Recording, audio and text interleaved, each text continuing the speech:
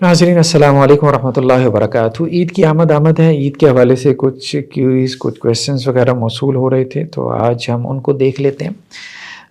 سب سے پہلی بات تو یہ ہے کہ عید کا مقصد کیا ہے ہمارے دین میں، مطلب آبجیکٹیو کیا ہے، کیوں عید کو ہم سیلیبریٹ کرتے ہیں۔ تو یہ سنن نبی داؤد کی ایک روایت ہے 959 حضرت انس رضی اللہ عنہ سے کہ اللہ کے رسول صلی اللہ علیہ وسلم جب مدینہ میں تشریف لائے تو انصار ان کے ہاں، یعنی جو اوس اور خزرج کے لوگ تھے، 2 دن تھے سال میں کہ جن میں وہ کھیل تماشا کیا کرتے تھے۔ وَلَهُمْ يَوْمَانِ يَلْعَبُونَ فِيهِمَا، لعب کے الفاظ ہیں۔ تو آپ صلی اللہ علیہ وسلم فرمائیں کہ یہ مطلب 2 دن ہیں، کیا مقصد ان کا کیا ہے، ہسٹری کیا ہے؟ تو انہوں نے بتایا کہ دور جاہلیت سے چلے آ رہے ہیں ہمارے ہاں، مطلب خوشی کے کچھ 2 دن ہیں۔ تو آپ صلی اللہ علیہ وسلم نے پھر فرمایا کہ دیکھو ان 2 دنوں کی جگہ اللہ نے تمہیں 2 اور دن دے دیے ہیں جو ان سے بہتر ہے۔ تو وہ کون سے دن ہیں؟ یوم الاضحیٰ و یوم الفطر۔ ایک تو عید الاضحیٰ کا دن ہے جو 10 ذی الحجہ کو، اور ایک عید الفطر کا دن جو رمضان کے فوراً بعد جو ہے، یعنی یکم شوال کا دن۔ تو یہ تمہارے لیے خوشی کے دن ہے، یہ تمہارے لیے کھیل کے دن ہے، اس میں تم کھیلو، خوشی مناؤ اور مطلب اپنی انٹرٹینمنٹ کرو۔ جی، عید الفطر کے دن کے حوالے سے کیا ہدایات ہیں ہمارے دین میں؟ کیا عید الفطر کے دن کھیل تماشا یہ سب جو ہے وہ مطلب اس کی کیا کوئی ڈائریکشن، کوئی ہدایات، کوئی گائیڈ لائن ہمیں دی گئی ہیں؟ سنیں ابن ماجہ کی روایت ہے 1888 حضرت عائشہ رضی اللہ عنہ سے کہ حضرت ابو بکر رضی اللہ عنہ جو ہے وہ حضرت عائشہ رضی اللہ عنہ کے گھر میں داخل ہوئی ہیں، اور حضرت عائشہ فرماتی ہیں کہ میرے پاس انصار کی 2 بچیاں بیٹھی تھیں، جو کہ انصار میں پرانے زمانے میں جو جنگیں وغیرہ ہوئی تھیں تو اس وقت وہ کچھ شعر و شاعری کرتے تھے اپنے جنگوں کے حوالے سے۔ تو وہ انصار کی بچیاں جو ہے وہ گیت گا رہی تھیں، وہ جو جنگوں کے حوالے سے گیت تھے، اس میں اپنے جو ہے وہ لوگوں کی بہادری کے قصے ہوتے تھے۔ تو اور ساتھ میں یہ الفاظ بھی ہیں کہ وہ کوئی گانے بجانے والی لڑکیاں نہیں تھیں۔ تو حضرت ابو بکر رضی اللہ عنہ نے اس پہ جو ہے وہ تبصرہ کرتے ہوئے کہا کہ اللہ کے نبی صلی اللہ علیہ وسلم کے گھر میں یہ شیطان کے باجے، مطلب یہ گیت گانا وغیرہ، اور یہ جو ہے عید الفطر کا دن تھا۔ تو اللہ کے نبی صلی اللہ علیہ وسلم نے کہا حضرت ابو بکر رضی اللہ عنہ سے ان لکل قوم عیدا وھذا عیدنا، کہ ہر قوم کی ایک عید کا دن ہوتا ہے اور یہ ہماری عید کا دن ہے، مطلب اس میں ان کو خوشی منانے دو، گانا بجانا کرنے میں کوئی حرج نہیں ہے، مطلب اس میں میوزیکل انسٹرومنٹس نہ ہوں، ویسے گیت وغیرہ یا کوئی گانے کے بول ہیں جن میں کوئی شرکی الفاظ وغیرہ نہیں ہے، کوئی فوش کوئی وغیرہ نہیں ہے، تو اس کو گنگنانے میں یا اچھی آواز میں پڑھ دینے میں تو اس میں کوئی حرج والی بات نہیں ہے۔ بہت ساری روایتوں میں یہ بھی ملتا ہے کہ عید کے دن میں جو ہے وہ مسجد نبوی میں کھیل وغیرہ، تو اللہ کے رسول نے حضرت عائشہ رضی اللہ عنہ کو بھی دکھایا اور خود بھی دیکھا۔ تو عید کا دن تو بیسیکلی ہے ہی لاہ و لعب کا، مطلب جو بھی جائز کھیل جن کی اسلام جو ہے وہ الاؤ کرتا ہے، اجازت دیتا ہے، تو وہ انسان کو اس کے اندر پڑھنے میں کوئی حرج والی بات نہیں ہے۔ کیا عیدگاہ کی طرف جو ہے وہ کچھ کھا کر جانا یہ سنت سے ثابت ہے؟ ہاں، عید الفطر کے موقع پہ آپ صلی اللہ علیہ وسلم کا معمول یہی ہوتا تھا کہ جب آپ گھر سے نکلتے تھے تو کچھ یعنی تاک کھجوریں کھا کر نکلتے تھے، عید کی نماز پڑھنے کے لیے جب نکلتے تھے۔ عید الاضحیٰ میں البتہ آپ کا معمول یہ ہوتا تھا، یہ جسے ہم بڑی عید کہتے ہیں، قربان کی عید، تو اس میں آپ واپسی میں آ کے جو ہے وہ قربانی کی گوشت سے کچھ نہ کچھ جو ہے وہ کھاتے تھے۔ تو یہ صحیح بخاری کی روایت ہے 900 حضرت انس بن مالک سے کہ اللہ کے رسول صلی اللہ علیہ وسلم لا یغدو یوم الفطر حتی یاکل تمرات، کہ آپ صبح نہیں کرتے تھے عید الفطر میں یہاں تک کہ آپ کچھ نہ کچھ کھجوریں کھا لیا کرتے تھے، یعنی نماز کے لیے نکلنے سے پہلے۔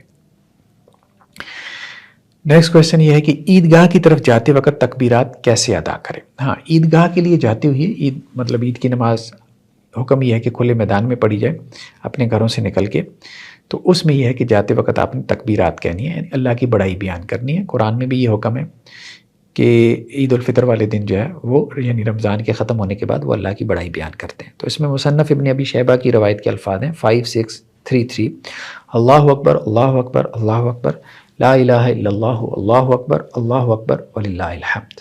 اللہ کی بڑائی ہے، اللہ سب سے بڑا ہے، اللہ سب سے بڑا ہے، اللہ سب سے بڑا ہے، اللہ کے سوا کوئی معبود نہیں، اللہ سب سے بڑا ہے، اللہ سب سے بڑا ہے، اور تمام تعریفیں اللہ کی، تمام شکر اللہ کا۔ نیکسٹ کویسچن کیا ہے کہ عید کی نماز سے پہلے یا بعد میں نفل نماز پڑھ سکتے ہیں؟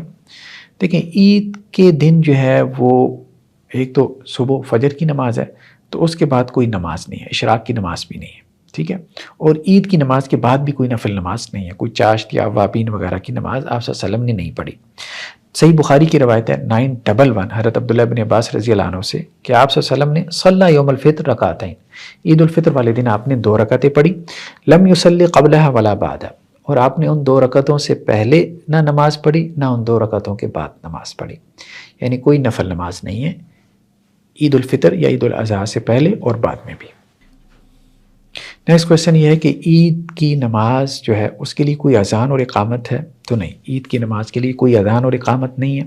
اس میں حضرت عبداللہ ابن عباس اور جابر بن عبداللہ رضی اللہ عنہما دونوں سے روایت ہے صحیح بخاری کی 907 کہ لم یکن یؤذن یوم الفطر ولا یوم الاضحیٰ، عید الفطر والے دن اور عید الاضحیٰ والے دن جو ہے وہ کوئی اذان نہیں کہی جاتی تھی۔ بعض روایتوں میں یہ بھی ہے کہ کوئی اقامت بھی نہیں ہوا کرتی تھی۔ نیکسٹ کویشچن یہ ہے کہ مسجد میں عید کی نماز پڑھنا کیسا ہے؟ تو حضرت ابو ہریرہ رضی اللہ عنہ سے روایت ہے سنن ابن ماجہ کی 1303 کہ اصاب الناس مطر فی یوم عید، کہ ایک مرتبہ عید کے موقع پہ بارش ہو گئی اللہ کے رسول صلی اللہ علیہ وسلم کے زمانے میں، فصلی بہم فی المسجد، تو آپ صلی اللہ علیہ وسلم نے مسجد میں نماز پڑھائی۔ آپ صلی اللہ علیہ وسلم کا معمول یہی تھا کہ آپ کھلے میدان میں جا کے عید کی نماز پڑھایا کرتے تھے، تو اب بھی سنت یہی ہے کہ کھلے میدان میں، شہروں میں اگرچہ جگہ نہیں ہوتی لیکن یہ ہے کہ پارک میں نکل کے آپ نماز عید کی ادا کر سکتے ہیں، لیکن یہ ہے کہ اگر بارش وغیرہ ہو تو مسجد میں نماز ادا کر لیں تو کوئی حرج نہیں، مسجد میں بھی عید کی نماز ہو جاتی ہے، کسی عذر کے تحت آپ ادا کر سکتے ہیں۔ نیکسٹ کویشچن یہ ہے کہ عورتوں کا عید کی نماز میں شامل ہونا کیسا ہے؟ دیکھیں اس میں تو واضح طور پہ احادیث میں ایمفیسائز کیا گیا ہے، شد و مت سے کہا گیا ہے کہ عورتوں کو نکالو، وہ عورتیں کہ جن کو مینسز ہیں، پیریڈز ہیں، حیض کے دنوں میں ہیں، وہ بھی نکلیں، اور ان عورتوں کے بارے میں بھی کہا گیا کہ جن کے پاس مطلب اوڑھنی نہیں ہے، دوپٹہ نہیں ہے، تو وہ بھی نکلیں۔ حضرت ام عطیہ رضی اللہ عنہ سے روایت ہے سنن ابن ماجہ کی 1297 کہ اللہ کے رسول صلی اللہ علیہ وسلم نے ہمیں حکم دیا ان نخرجہن فی یوم الفطر والنحر، عید الفطر اور عید الاضحیٰ دونوں میں ہم مطلب خود بھی نکلیں اور اپنے اور بھی خواتین کو نکالیں۔ تو حضرت ام عطیہ کہتے ہیں کہ ہم نے اللہ کے رسول صلی اللہ علیہ وسلم سے پوچھا کہ اگر کسی خاتون کے پاس چادر ہی نہیں ہے، سر پہ اوڑھنی نہیں ہے، تو کیا وہ بھی نکلے؟ تو آپ صلی اللہ علیہ وسلم فرمایا فلتلبسھا اختھا من جلبابھا، تو وہ اپنی جو سہیلی ہے اس کی اوڑھنی شیئر کر لے، اس کی چادر شیئر کر لے، لیکن وہ بھی نکلے اور مسلمانوں کی جو اجتماعی دعا ہے اس میں وہ شریک ہو۔ تو مقصد یہ ہے کہ سب لوگ جو ہے وہ دعا میں شریک ہوں، مغفرت کی جو دعا ہے۔ نیکسٹ کویشچن یہ ہے کہ نماز عید میں عید کی نماز پہلے پڑھیں گے یا پہلے خطبہ دیں گے؟ اس میں ہمارے پاس صحیح بخاری کی روایت ہے 905 حضرت جابر بن عبداللہ رضی اللہ عنہ سے، وہ یہ کہتے ہیں کہ اللہ کے نبی صلی اللہ علیہ وسلم عید الفطر والے دن نکلے، فبدأ بالصلاۃ قبل الخطبہ، تو آپ نے پہلے عید کی نماز پڑھائی، پھر اس کے بعد آپ نے جو ہے وہ عید کا خطبہ دیا، تو نماز پہلے اور خطبہ جو ہے وہ بعد میں ہے۔ جی نیکسٹ کویشچن یہ ہے کہ عید کی نماز میں کتنی اضافی تکبیرات ہیں؟ ہاں یہ بات اہم ہے کہ عید کی نماز جو ہے اور عام نمازوں میں فرق یہ ہے کہ عید کی نماز میں کچھ اضافی تکبیرات آپ نے کہنی ہوتی ہیں، یعنی اضافی طور پہ آپ نے اللہ اکبر کہنا ہوتا ہے۔